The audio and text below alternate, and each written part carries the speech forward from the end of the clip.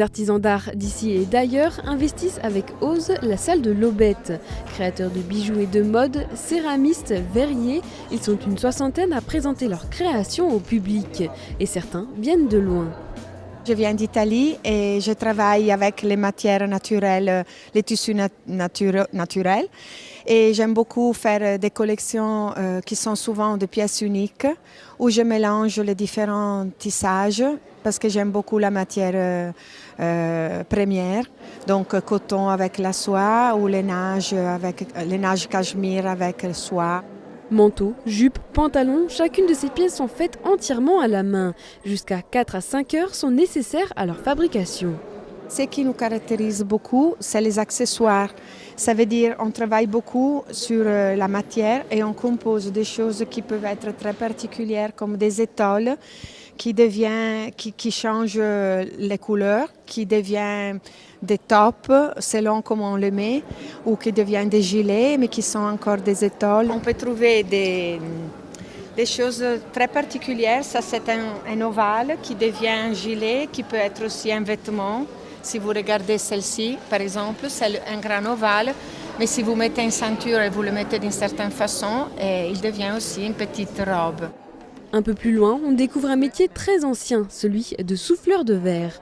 Du nom de son collectif Les Infondus, Chloé aime travailler la chaleur, la matière et la laisser s'exprimer. On a inventé la canne à souffler en moins 50 avant Jésus-Christ. Donc en fait, on a un tube de métal et on prélève le verre chaud dans un four à 1000 degrés et on souffle une boule. Donc à partir de cette boule, on peut tout faire. Sur le stand, des verres et des gourdes de toutes les couleurs, des fabrications qui demandent beaucoup de savoir-faire. C'est une forme qui est vraiment assez simple. On souffle un tube dans un premier temps. On vient resserrer ici pour avoir la boule. On continue à souffler pour faire une belle boule.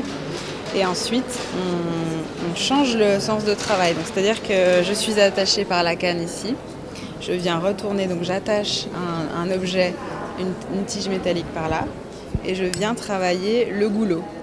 Et si l'objet est esthétique, il peut faire bien plus qu'embellir le quotidien.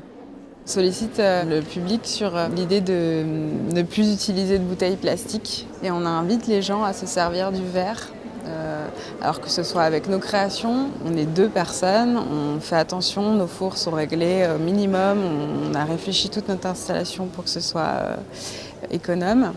Par rapport à une industrie qui va un petit peu gaspiller les matières, les combustibles, voilà.